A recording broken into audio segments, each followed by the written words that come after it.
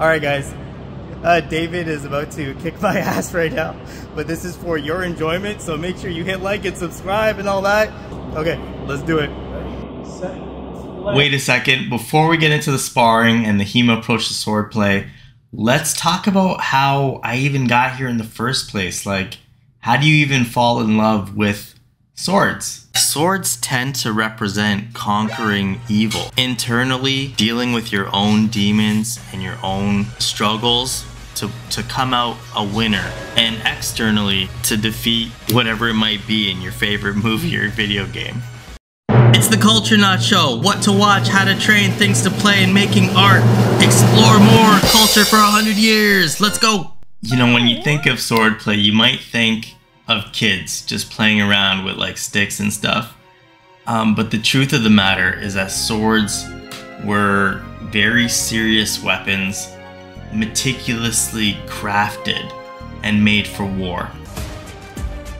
When you make a sword, the first priority is to make it purposeful and well-balanced. But a sword is also an object of power, and it has to express this power in its design. You got your sword practitioners, you got your collectors. You even have people who have turned their passion for swords into a career. I'm very interested in the design and construction of movie props and swords in particular. And there are 3 Valyrian steel blades in this particular story. The first of those is Dark Sister, and that ends up in Daemon's hand when he's given it for his prowess on the tournament field as a knight and a dragon rider. The second sword is Blackfire, that all the Targaryen kings have carried and wielded, you know, Jaehaerys and Viserys, and of course Aegon himself. Seeing my son with swords is an experience in and of itself. He's drawn to them. He sees my love for them and wanting to know how to use them properly in exploring martial arts, and he just imitates. And you can see his joy, and once in a while we even like play together. And whether it's the video games, the movies, the shows, Game of Thrones, Elden Ring, whatever it is, there will eventually come a time, if you're in love with swords, that one day you'll want to play with them. And play for real. And not wood, not plastic, but metal, preferably steel, although I am warming up to aluminum.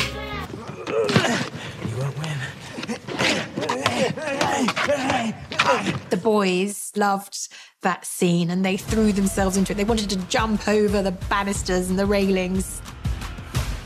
They were just really good at doing their own fighting and some of their stunts. They really worked hard with Rowley to get those sword fights right. That's when it's just fun.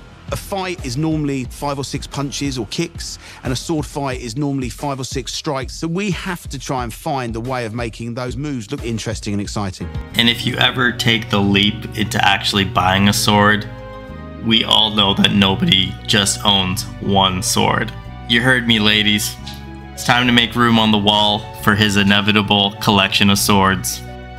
In Toronto, where I'm situated, my favorite styles of swordplay are HEMA and Kali. HEMA, the historical European martial arts, which is like knights and that kind of thing. Armored up, you know, like long swords, cross guards, that kind of weapon. And on the other hand, you have Kali, which is a much more of a scrappy, fluid style from the Philippines. There was even a time when HEMA and Kali might have clashed, like in the Battle of Mactan, where Magellan came from Spain to conquer the Philippines, and he was met with Philippine warriors, and his knights would have clashed with them. In any case, it's really fascinating stuff and it's fun, and it is, like most martial arts, like one of the most interesting high stakes games of tag that you can play. When I wanted to explore HEMA, I decided to reach out to my friend David Itto from the Toronto Historical Combatants.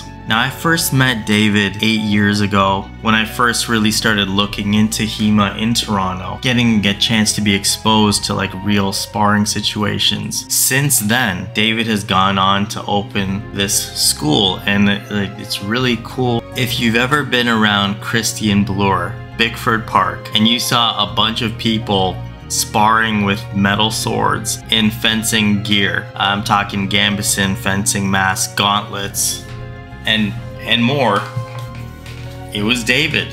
David is the one who kind of initiated this practice, and since, you know, having fun at that park under the bridge that they practice at, now he has like a more official school, and I thought it would be cool to like drop in, check it out, reconnect with David, and discuss the HEMA approach to combat. You might find the following discussion super interesting, especially if you're not from a HEMA discipline.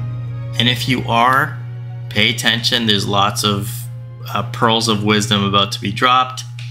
We also do have a short sparring session. Let's get into it. How did you get into HEMA, and what is it? I decided I wanted to fight with swords as a small child. I started actually sport fencing when I was 15. And then as I went through sport fencing, I found a certain gamesmanship within sport fencing that made it not the most satisfying experience. So I then went off into Kendo, even played in the SCA, and then eventually made my way to what would be referred to as HEMA, Historical European Martial Art. But from there, the idea of HEMA has expanded not just to things like researching manuscripts, but there's also a very large, thriving community of people who are historically inspired as opposed to necessarily historically accurate, who enjoy playing with swords and having fun playing with swords. And that brings us to what exactly we're doing here at THC, which is to get people to play with swords like this and to enjoy themselves. What would you say are like some of the biggest differences between Kendo and HEMA? Now that I've been doing this a while, there's absolutely no difference. The game that is sport fencing, Kendo, as well as this is the intelligent manipulation of distance to put yourself in a position to have the time to execute your technique without consequence. And that game of tag is consistent whether you're armed, unarmed, or using any type of weapon for that matter. I'm approaching this problem the way an athletics system would, and it's more of like an engineering problem where I'm far more concerned about motions that are universal no matter what culture or century you're in, and that is often informed by the range of motion of the body, and those motions that are most commonly used most of the time. There are a lot of motions and techniques shown in manuscripts whose efficacy are situational, which means they may not pop up very often. Whereas one could drill into efficient muscle memory those actions which you would execute more than half the time during a bout. And I believe that it is fully much more effective from an athletic perspective to develop the new muscle memory and to drill these efficient motions until they're second nature. I always joke that if the Soviet Union had been around for HEMA, what would it look like? Obviously the answer is boo-hurt, but if it hadn't been boo-hurt, how would they have approached HEMA? And a lot of it would actually be found in modern sport pedagogy, where a lot of the actions that people do are stripped down to those things that are the most direct and efficient, and those are the things that you put into your muscle memory, and because you are likely to use those moves an overwhelming majority of the time. And that does not require anything from the manuscript. I'm new, so it's actually fairly easy to avoid getting killed in a sword fight, and a lot of it has to do with how you reorganize the way you stand and move. I usually encourage people widen their stance, bend their knees, and come up onto the balls of their feet for greater stability and for greater maneuverability. I also encourage people to stand in a point forward position, similar to Chudan in the Japanese sword system. And what this allows you to do is this allows you to use the end of the sword as a visual aid to assist you in determining the distance between yourself and another person. So, part of the reorganization of the way you move is any direction you want to step is powered by the foot opposite, by pushing the foot. Which means if you wanted to step backward, you should use your front foot to push you back. And then if you wanted to step forward, you use your back foot to push you forward. And then step back and forward. And it is through this manipulation and awareness of distance that what you're attempting to do is to put yourself in a place, don't move, where if I extend my arm, the tip of my sword cannot reach you. So if I step forward, you would step backward. If I extend my arm, you don't need to do anything, because if you do everything you're supposed to do in terms of maintaining the distance, I can't reach you. It is often a good idea to step backward if I step forward with a bent arm. Because right now, don't move, I can't reach you. Do not move. At the end of a step forward, I can actually hit a fair amount of your surface area. So it's usually advisable to step back if someone steps forward with a bent arm and a motionless sword, so that at the conclusion of the step, when I extend my arm, I cannot reach you. So another useful thing that you're going to find about being in a point forward position is that if you need to interdict any incoming threat, your weapon does not need to travel as far. And because when you're point forward, the travel time of your weapon to target is significantly decreased.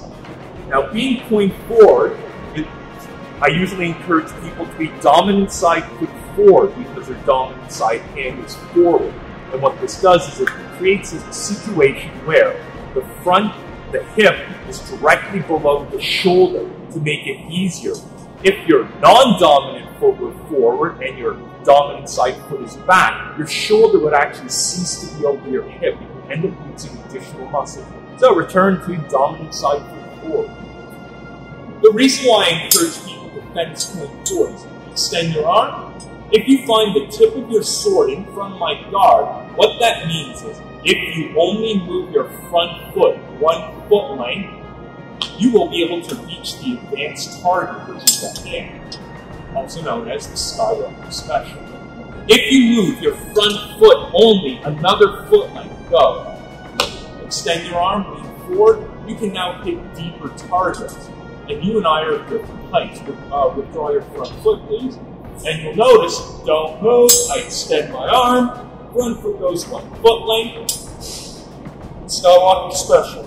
Second foot length, I can hit deeper targets.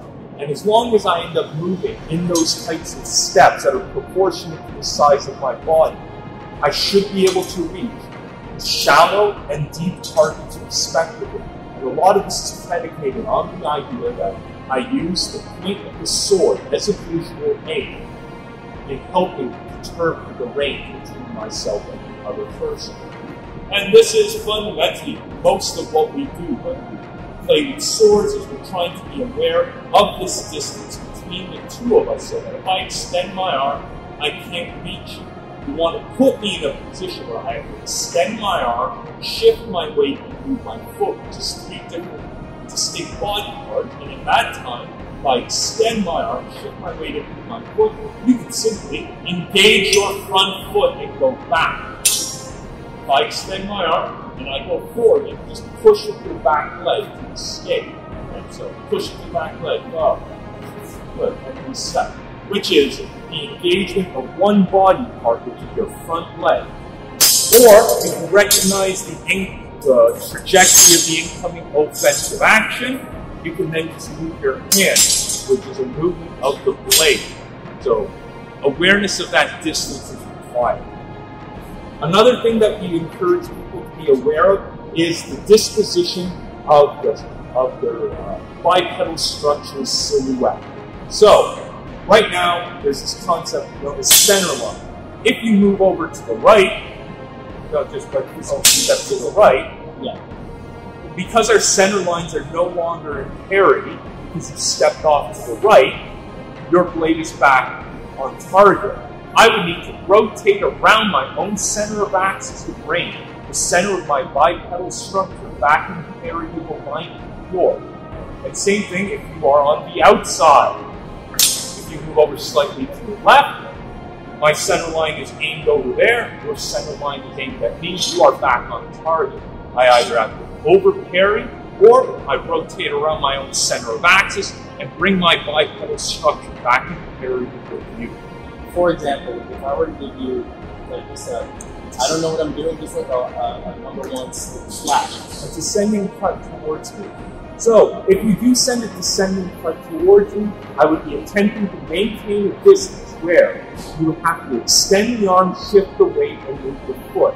If I'm aware of the trajectory of this incoming action, I can move my hand to interdict this incoming action. One of the things that I may choose to do is stand with my sword in a horizontal orientation of my crossguard.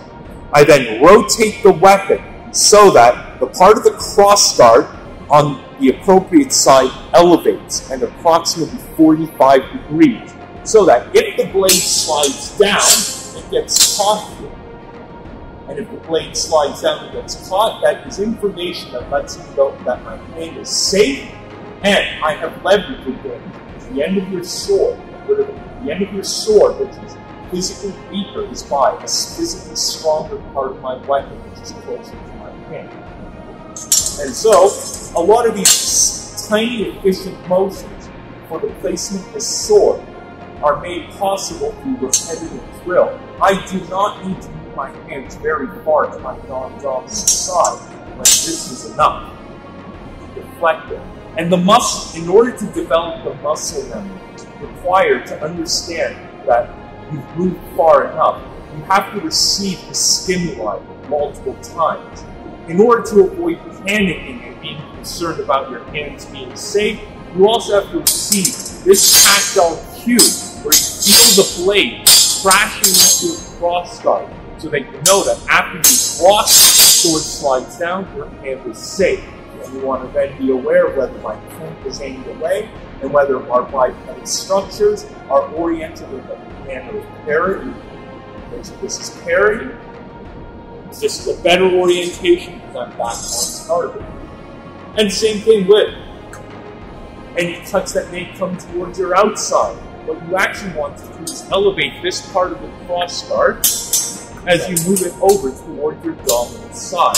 Because if the weapon slides down, try to get your hand just to the right of your right foot, tuck your right elbow in, so that if a blade slides down, it's caught on the guard itself.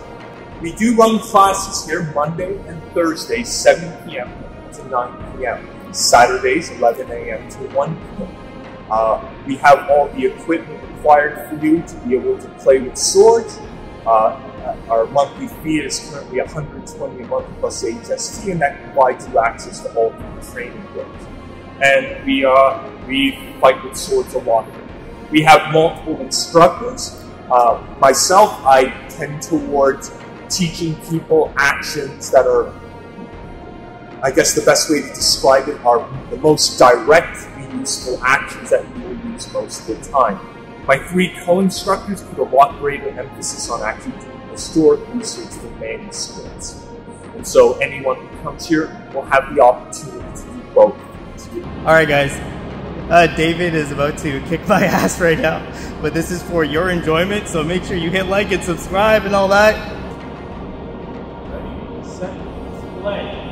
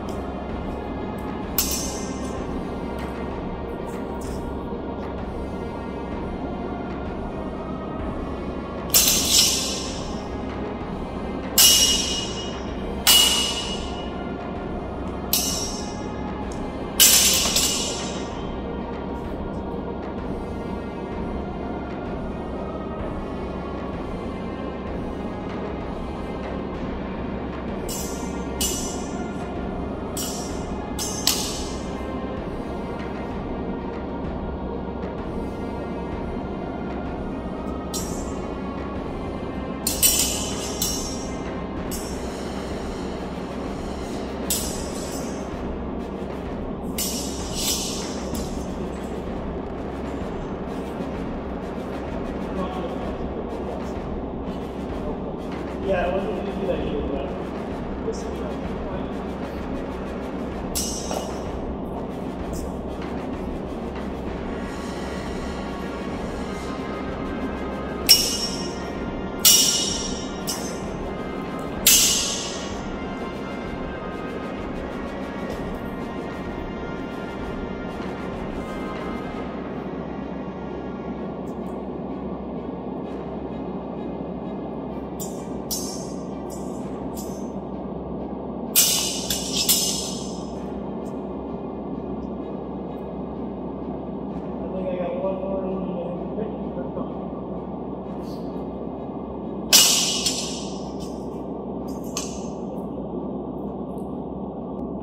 All right, guys. Until next time. Boom.